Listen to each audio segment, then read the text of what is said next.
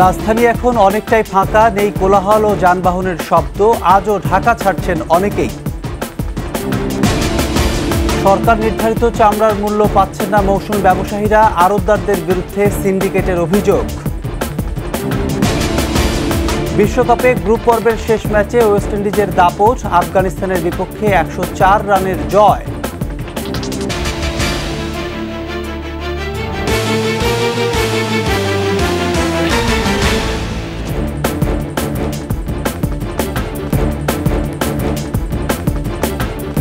শুনছিলেন first security ইসলামী bank PLC সংবাদ শিরোনাম। আমন্ত্রণ দুপুর 2টার 21 সংবাদে, সাথে আছি আমি প্রণব চক্রবর্তী। দর্শক, 21 টেলিভিশনের সংবাদ একই সাথে সরাসরি দেখতে পাবেন আমাদের ফেসবুক পেজ www.facebook.com/2124 অনলাইন।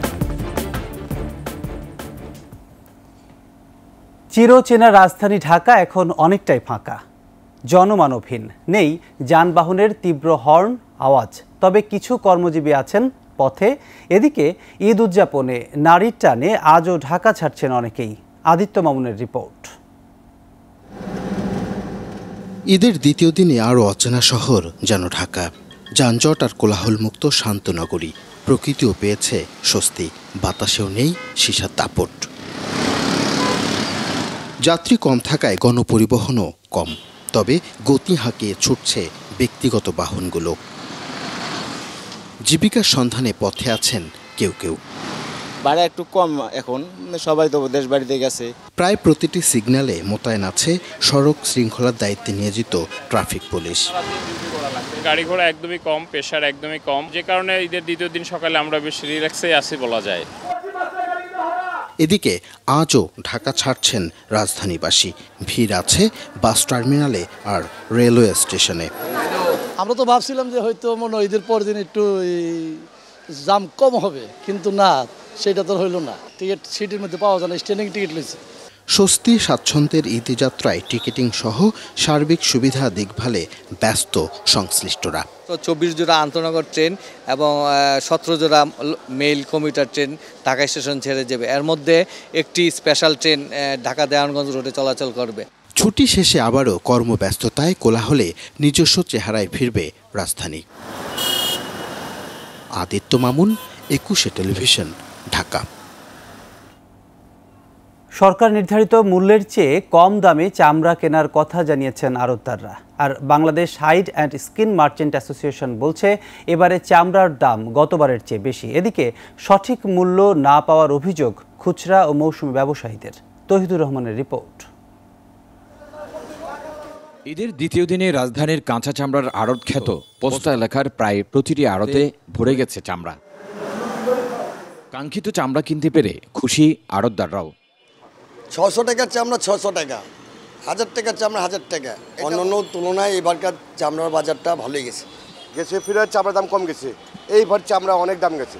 সর্বনিম্ন 700 টাকা কেজি, এবারে খাসির বাচ্চার কোনো দাম নেই। তবে নানা অজুহাতে খুচরা ব্যবসায়ী ও কোরবানি দেয়া বিক্রেতারা চামড়ার দর কম পেয়েছেন বলে অভিযোগ। কিছু বাড়াইলে গত বড় যে দাম এবারে দামি। ঈদের দিন রাতে ঢাকার বাইরে থেকে বেশ কিছু চামড়া পোস্তা এলাকায় আসায় আড়তদাররা কম দামে কিনেছেন বলে জানিয়েছেন কাঁচা চামড়া আড়তদার সমিতি। যারা বিক্রেতা তারা হয়তো আশা করে নিয়ে আসছিল ফাঁকি দিয়ে যে কিছু মাল হয়তো দামে বেশি পাবে, তারা দাম বেশি পায়নি, কিছু লোকসান হবে, সেই চামড়াটা আমরা লবণঘাত করতে সক্ষম হয়েছি। চামড়ার ব্যবসায় কোনো ধরনের সিন্ডিকেট নেই বলেও জানান হাইড অ্যান্ড স্কিন মার্চেন্ট অ্যাসোসিয়েশনের মহাসচিব। আর ব্লেম গেম তো প্রতিদিনের নিয়ত একটা অভিযোগ। তৌহিদুর রহমান, 21 টেলিভিশন, ঢাকা। এদিকে পশুর চামড়া কেনাবেচা নিয়ে ঢাকার বাইরেও চলছে নৈরাজ্য। সরকার নির্ধারিত মূল্য পাচ্ছেন না বিক্রেতারা। আড়তদার সিন্ডিকেটের বিরুদ্ধে কোটি কোটি টাকা হাতিয়ে নেওয়ার অভিযোগ উঠেছে। আলী হায়দার রনির ক্যামেরায় রংপুর বিভাগীয় প্রতিনিধি লিয়াকত আলী বাদলের রিপোর্ট, জানাচ্ছেন রত্না জামান। রংপুর নগরীর শাপলা চত্বরে পশুর চামড়া বিক্রির পাইকারি আড়ত। পবিত্র ঈদুল আজহা উপলক্ষে কোরবানির পর পশুর চামড়া এখানেই বিক্রি করা হয়। সরকার নির্ধারিত মূল্যে চামড়া কিনে বিক্রি করতে গেলে আড়তদারদের সিন্ডিকেটে পড়েন মৌসুমী ব্যবসায়ীরা। আড়তদাররা সর্বোচ্চ 6 থেকে 700 টাকার বেশি দামে চামড়া কিনবেন না বলে সাফ জানিয়ে দিয়েছে। ফলে পুঁজি হারিয়ে বিপাকে মৌসুমী ব্যবসায়ীরা। আমরা হয়তো কিনতেছি এখন 800, 700, 600-700 মনে করে কিনতেছি, কিন্তু বড় মহাজনেরা আসিয়া এই দামটা দিবে না। 700 টাকার মাল চাই 1500, আমরা কিনতে পারি না, এখানে নিয়ে আসলে আবার দাম কম। এই সিন্ডিকেটের বিরুদ্ধে জেলা প্রশাসন, আইন শৃঙ্খলা রক্ষাকারী বাহিনী, এমনকি ভোক্তা অধিকার সংরক্ষণ পরিষদের কোনো তৎপরতাও লক্ষ্য করা যায়নি বলে অভিযোগ মৌসুমি ব্যবসায়ী ও নগরবাসীর। কিনছে তো 1000, 1100, 1200 করে কিনছে, ওইখানে দাম করছে 600, 500, 400। অন্যদিকে চামড়াগুলো মানসম্মত নয় অজুহাত দেখিয়ে সরকার নির্ধারিত দামে কেনা সম্ভব নয় বলে জানিয়েছেন আড়তদাররা। চামড়ার যে রোগ দেখা দিছে, করোনা, এই ভাইরাসটার কারণে একটা চামড়ার দাম অনেক, একটা চামড়া সব পুরো সুন্দর, কিন্তু এই একটু এই করোনার কারণে চামড়াটার দাম 100 টাকা। প্রাণী সম্পদ বিভাগের হিসাব অনুযায়ী রংপুরে এবার 2 লাখ গরু ও 1 লাখ ছাগল কোরবানি হয়েছে। গুটি কয়েক আড়তদারদের এমন সিন্ডিকেটের বিরুদ্ধে কঠোর ব্যবস্থা নেওয়ার দাবি সাধারণ মানুষ ও ব্যবসায়ীদের। রত্না জামান, 21 টেলিভিশন। ঢাকা 2 সিটির বর্জ্য অপসারণের কাজ চলছে, যদিও উত্তরের মেয়র গতকাল রাতের মধ্যেই শতভাগ বর্জ্য অপসারণের ঘোষণা দিয়েছিলেন, আর দক্ষিণের মেয়র সময় নিয়েছেন 24 ঘন্টা। এ বিষয়ে জানতে আমরা সরাসরি চলে যাচ্ছি সহকর্মী পার্থ সারথীর কাছে। পার্থ, আপনি তো রাজধানীর মগবাজার এলাকায় রয়েছেন, সেখানে বর্জ্য অপসারণের সার্বিক কার্যক্রম আসলে কেমন দেখছেন, আমাদেরকে জানাবেন। প্রণব, যেমনটি বলছিলেন, ঢাকা উত্তর সিটি কর্পোরেশনের মেয়র আতিকুল ইসলাম 6 ঘন্টার মধ্যে কোরবানির বর্জ্য অপসারণের ঘোষণা দিয়েছিলেন, আর দক্ষিণের মেয়র ঘোষণা করেছিলেন 24 ঘন্টার মধ্যে তিনি বর্জ্য অপসারণ সম্পন্ন করবেন। তো আমরা এই মুহূর্তে আছি মগবাজার এলাকায়, মধুবাগের সেই অলিতে গলিতে আমি একটু ঘুরেছি। ঘোরার পর যেটা দেখেছি সেটা হচ্ছে যে এখানে ময়লা আমার চোখে পড়েনি, এবং হ্যাঁ, 2-1জন নতুন করে কোরবানি দিচ্ছেন, অনেকেই কোরবানি দিয়েছেন, এবং সেই বর্জ্যগুলোকেই সকালবেলার মধ্যেই ডাম্পিং স্টেশনে নিয়ে যাওয়া হয়েছে। এদিকে উত্তরের মেয়রকে এক প্রশ্নের জবাবে সাংবাদিকদের প্রশ্নের জবাবে উত্তরের মেয়র বলেছেন যে এবার নতুন করে 40টি ডাম্পিং ট্রাক যুক্ত হয়েছিল, এবং প্রায় 10,000 কর্মী বাহিনী নিয়ে ঢাকা উত্তর সিটি কর্পোরেশন এই বর্জ্য অপসারণ কার্যক্রম পরিচালনা করে। তারা বিভিন্নভাবেই আগে থেকেই জনগণকে, বাসিন্দাদের সচেতন করার চেষ্টা করে আসছিল, এবং এতে দেখা গেছে যে বাসিন্দাদের সহযোগিতার জন্য তিনি কৃতজ্ঞতা প্রকাশ করেন। এদিকে আপনাকে জানিয়ে রাখি যে ঢাকা দক্ষিণ সিটি কর্পোরেশনের মেয়র শেখ ফজলুল তাপস আজ বিকেল 5:30টার দিকে নগর ভবনে এক ব্রিফ ডেকেছিলেন। ব্রিফে তিনি জানাবেন বর্জ্য অপসারণের কী অবস্থা।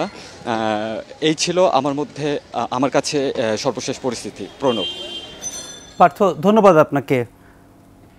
এদিকে বিশ্বকাপের সুপার 8-এ প্রথম 2 ম্যাচের শহর ওয়েস্ট ইন্ডিজের অ্যান্টিগায় পৌঁছেছে বাংলাদেশ দল। টি-20 বিশ্বকাপ ইতিহাসে সেরা অবস্থানে টাইগাররা। কোনো সমীকরণ ছাড়াই প্রথম পর্ব পার করেছে সাকিব মাহমুদুল্লাহ বাহিনী। 4 ম্যাচে 3টিতেই পেয়েছে জয়। সুপার 8-এ এসে বিশ্রামের সুযোগ পাচ্ছে না বাংলাদেশ দল। নেপালের বিপক্ষে শেষ ম্যাচ খেলার পরপরই ধরতে হয়েছে অ্যান্টিগার বিমান। 21 জুন তাদের প্রথম ম্যাচের প্রতিপক্ষ অস্ট্রেলিয়া। পরদিন ভারতের বিপক্ষে খেলেই উড়াল দিতে হবে সেন্ট ভিনসেন্টের উদ্দেশ্যে। 25 জুন বাংলাদেশের শেষ ম্যাচের প্রতিপক্ষ আফগানিস্তান।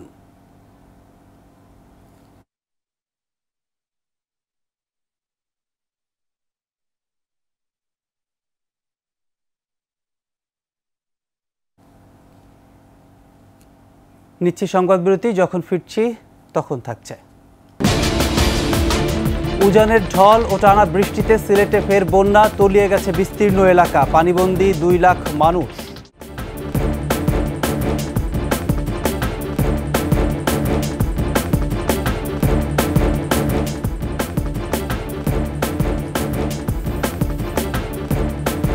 আবারও আমন্ত্রণ দুপুর 2টার 21 সংবাদ।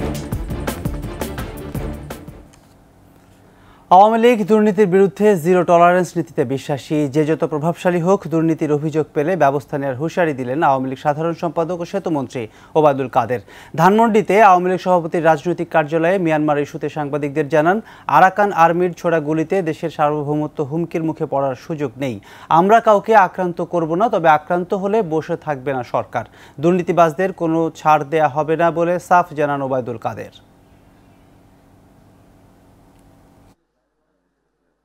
আমাদের সরকার এবং পার্টির পক্ষ থেকে জিরো টলারেন্স, দুদককে স্বাধীনতা দেওয়া হয়েছে। যেই যত প্রভাবশালী তার বিরুদ্ধে দুর্নীতির তদন্ত করা যাবে এবং তদন্ত শেষে বিচারের আওতায় নিয়ে আসতে হবে। উজানের ঢল ও টানা বৃষ্টিতে সিলেটে ফের বন্যা দেখা দিয়েছে। তলিয়ে গেছে বিস্তীর্ণ এলাকা, পানিবন্দী হয়ে পড়েছে 2 লাখ মানুষ। সিলেটের জৈন্তাপুর, গোয়াইনঘাট, কানাইঘাট, ওসমানীনগর সহ কয়েকটি উপজেলায় প্রবল বেগে ঢুকছে উজানের ঢল। গোয়াইনঘাট, সালুচিকর, গোয়াইনঘাট জাফলং সড়কের উপর দিয়ে পানি প্রবাহিত হওয়ায় যোগাযোগ বিচ্ছিন্নের আশঙ্কা করা হচ্ছে।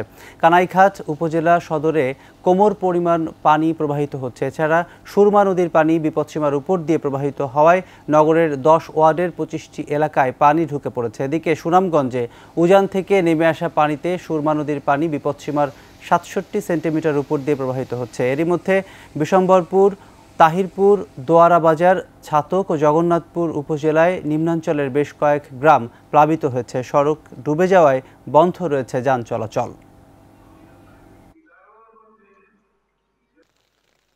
আমরা সব দিতে বাবা, কিছু বাজাই যাচ্ছি না, কিছু বাজাই যাচ্ছি না বাবা। আপনার ধান ফান সব গেছি কি আমরা ভাই একবারে অনেক কিচ্ছু না, একবারে নিঃস্ব হয়ে গেছি। সকাল থেকে লাগতো আমরা লাগিয়া মাটি হাঁটতে হাঁটতে হাঁটতে হাঁটতে হাঁটতে ছুটি কিন্তু গোল টোল রূপ সব একটা মালও রাখতে পারছি না, সব নিচে গিয়ে। দর্শক, সিলেটের বন্যার আরও খবর জানতে আমরা চলে যাচ্ছি প্রতিনিধি ওয়েস খসরুর কাছে। ওয়েস, আপনি আছেন সিলেটে, সেখানে আসলে বন্যা পরিস্থিতির এখনকার পরিস্থিতি আপনি আমাদেরকে যেমন জানাবেন, সেই সাথে আসলে প্রশাসনের পক্ষ থেকে কোনো উদ্যোগ নেওয়া হয়েছে কিনা সেটিও একটু জানতে চাই। প্রণব, আবারও আসলে বিপর্যয়ের মুখে পড়েছে সিলেট। আপনি জানেন যে 1 মাস আগে সিলেটে ডল নেমেছিল এবং এই ডল নামার কারণে সিলেটে বন্যা পরিস্থিতির অবনতি হয়েছিল এবং সেটি কেটে গিয়েছিল, কিন্তু এখন আবার উজানের ডল এবং টানা বৃষ্টিপাতের কারণে সিলেটে বন্যা পরিস্থিতির অবনতি হয়েছে। আমি আপনাকে আপনার মাধ্যমে দর্শকদের জানাতে চাই, অবনতির যে দৃশ্যটা আমি দেখাতে চাই।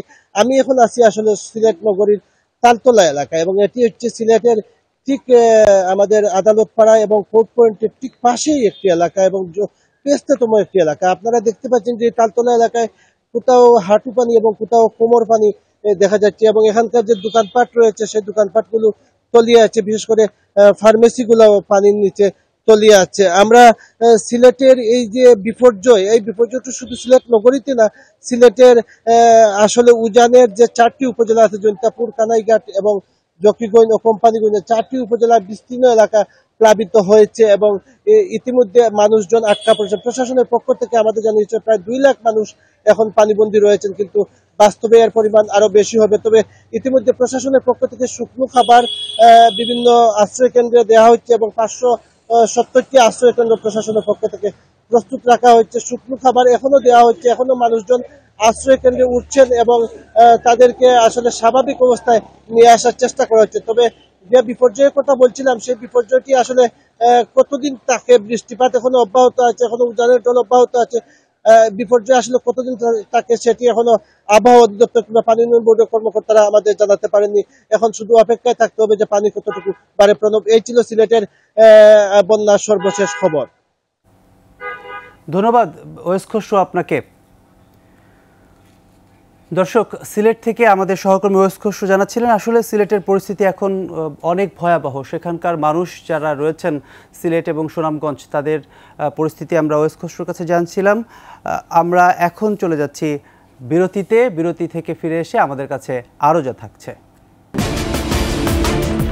ফিলিস্তিন রাষ্ট্রের স্বীকৃতি দেয়া দেশগুলোর বিরুদ্ধে পদক্ষেপ নেবে ইসরায়েল। রাফার 60% অঞ্চল নিয়ন্ত্রণের দাবি।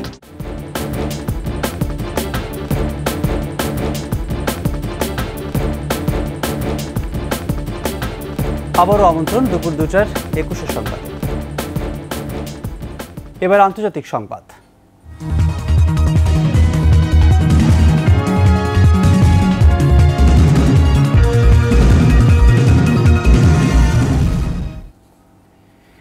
ইউক্রেন যুদ্ধে রাশিয়াকে সমর্থন করার জন্য চীন যদি তাদের অবস্থান পরিবর্তন না করে তবে পরিণতি ভোগ করতে হবে বলে সতর্ক করেছেন ন্যাটো প্রধান জেন্স স্টলটেনবার্গ। সাংবাদিকদের সাথে আলাপকালে স্টলটেনবার্গ বলেন, রাশিয়াকে সমর্থনের পাশাপাশি ইউরোপীয় মিত্রদের সাথে সুসম্পর্ক রাখার যে চেষ্টা করছে চীন তা সফল হবে না। ইউক্রেনের বিরুদ্ধে রাশিয়ার যুদ্ধ কমানোর কোনো পদক্ষেপ দেখা যাচ্ছে না বলেও উদ্বেগ প্রকাশ করেন তিনি। এর আগে মস্কোর দাবি করা অঞ্চল থেকে ইউক্রেনকে সরে যেতে হবে বলে রুশ প্রেসিডেন্ট ভ্লাদিমির পুতিন যে আহ্বান জানান, যুক্তরাষ্ট্র ও ন্যাটো তা প্রত্যাখ্যান করে। পাশাপাশি পুতিনের কঠোর শর্ত প্রত্যাখ্যান করে ইউক্রেনও।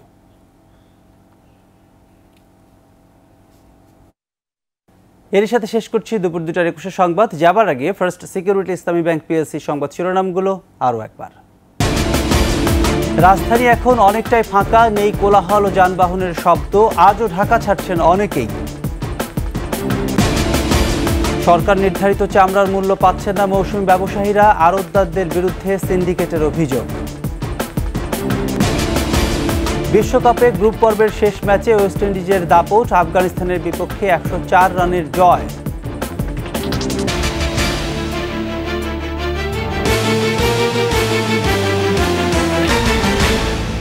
দর্শক, সর্বশেষ সংবাদ জানতে ডায়াল করুন 2021 নম্বরে, ভিজিট করুন ekushe-tv.com এই ওয়েবসাইটে। এছাড়া ফেসবুকে ভিজিট করতে পারেন www.facebook.com/ekushe24 অনলাইনে। এতক্ষণ সঙ্গে থাকার জন্য ধন্যবাদ। সন্ধ্যা 6টায় একুশের দেশের সংবাদ দেখার আমন্ত্রণ রইল। একুশের সাথেই থাকুন।